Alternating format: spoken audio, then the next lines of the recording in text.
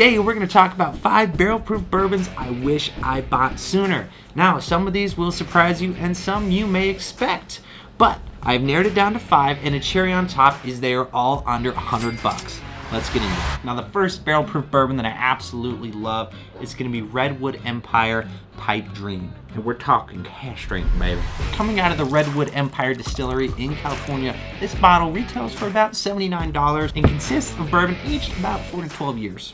Now, when I first purchased this bottle, I did not have super high expectations. Most of the smaller distilleries can create good rye whiskeys, good wheated whiskeys, and they do some fun experimental stuff with cask finishings and whatnot, but a really good bourbon out of a smaller distillery seems to be almost unattainable.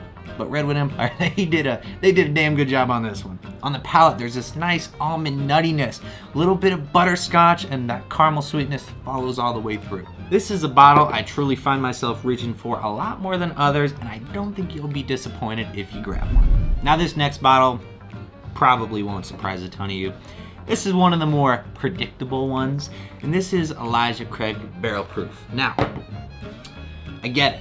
Some of these are harder to find in some areas than others, but for me, I can almost always walk into my local shop and find one. Now, this is the C923. This is the highly coveted 13-year, 7-month, 133 proof.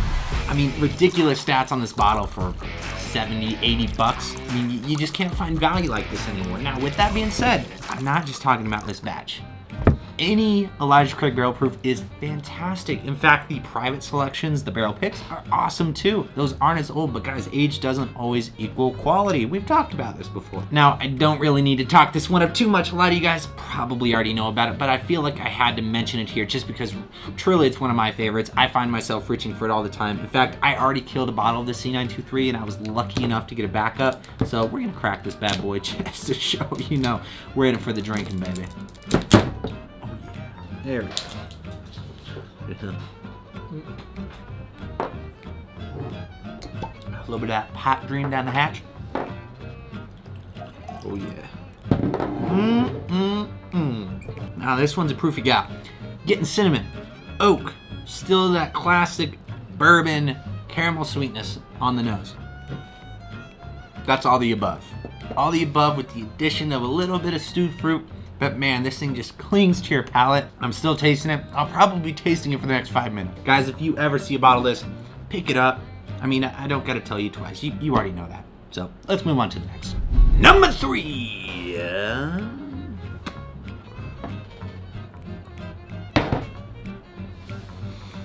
I love this stinking bottle. Old Forester single barrel strength barrel pick. It's blue. Distilled in the Old Forester Distillery in Louisville, Kentucky, this bottle is aged about 4 to 6 years in heat-cycled warehouses. Now, this signature Old Forester heat cycling process increases the speed of the aging. Temperature fluctuations increase the contraction and expansion of the oak in the barrels. But man, in these Old Forester releases, I really love it. I mean, this whiskey is buttery, it's sweet, it's viscous, it's vanilla, it's everything I want in life.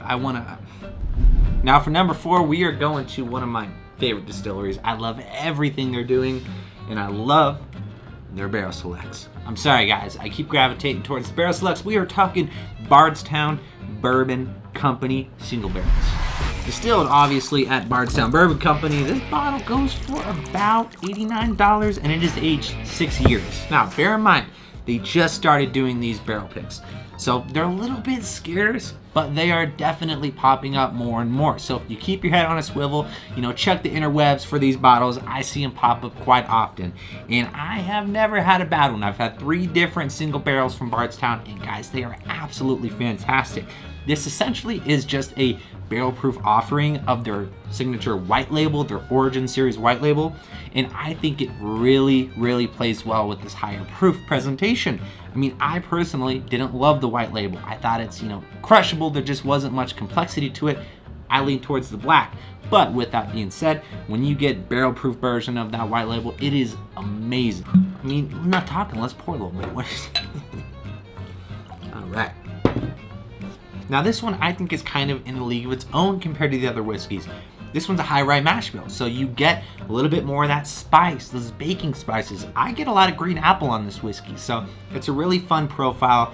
It's definitely different from the others, but I mean, I guarantee you we're gonna love this. I mean, it's brown sugar, it's green apple, a little bit of tobacco note in there. Maybe that's just not a cigar, but I mean, it is a fantastic, and it lingers, it coats your palate, it lasts seamlessly forever. So, if you see one, keep your head on a swivel. These are starting to pop up more and more. Definitely grab one. For some of you guys that have been with me for a little bit now, I would like to apologize for taking a 7-month hiatus without posting a video. Listen, life got in the way. All right, guys, it happens.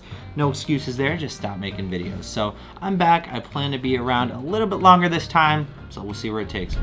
Now, guys, last but not least. Now, some people might not agree with this. Some people might say there's better options out there for the price, but I personally have really been enjoying this bottle, and I think you might too. So if you haven't picked up a bottle or tried some Rebel Cask Strength, I would highly recommend you do so. Distilled at Lux Row in Bardstown, Kentucky, this bottle is aged about 4 to 5 years and is bottled at 120 proof. This bottle retails for about 60 bucks. Now, this is a high wheat bourbon, and it actually was originally sourced from Heaven Hill, just right next door, but since then they have switched over to their own distill. In a sense, it's kind of just like a younger version of Larceny Barrel Proof, but personally, I really like this rendition of it. I don't know if I just prefer the younger age statement on it, but I think there's just a little bit more flavor in this one. That was like the cleanest cork pot. That was beautiful. On the nose, I'm getting honey, kind of a grassiness that I can relate to the Bardstown that we just had right before this as well. Let's get into the palate. So on the palate, it's a little bit different than the nose leads you to believe. I'm getting some of that grassiness, a little bit of that honey sweetness as well. But I'm also getting a nice nuttiness in this, and it's definitely grain influence at this younger age statement, compared to some of those other whiskeys that we had before this at the lower age statements. I think that the grain, the corn, the wheat comes through a little bit more in this, and that's probably due to that lower age statement. And now I know a lot of people might think 4 years, that is not old enough, but guys, it truly is so dependent on where it's distilled. There are other processes they have in place, the temperature fluctuations, all that stuff. So a 4-year whiskey doesn't mean it's a bad one. I think this whiskey is fantastic, and that is why it made my top 5. And personally, I have side by side of this next to certain batches of the Larceny Barrel Proof, which is also a high wheat bourbon, and it's basically aged right next door. And personally, I prefer the younger years of this. I've also had the opportunity to try some Old Fitz, which is the Larceny mash bill, at new make, 2 years, 4 years, 6 years, and 8 years, and I personally preferred the 4 years. So I don't know if it's just my palate, but I really enjoy this kind of younger age stated wheated bourbon. And I think the Rebel Cask Strength is a fantastic representation of what that can be. Let's say you're just getting into whiskey and you want to know the top 5 things that I wish I knew when getting into whiskey. You're going to want to check out this video right here. It was great having you guys today. Cheers.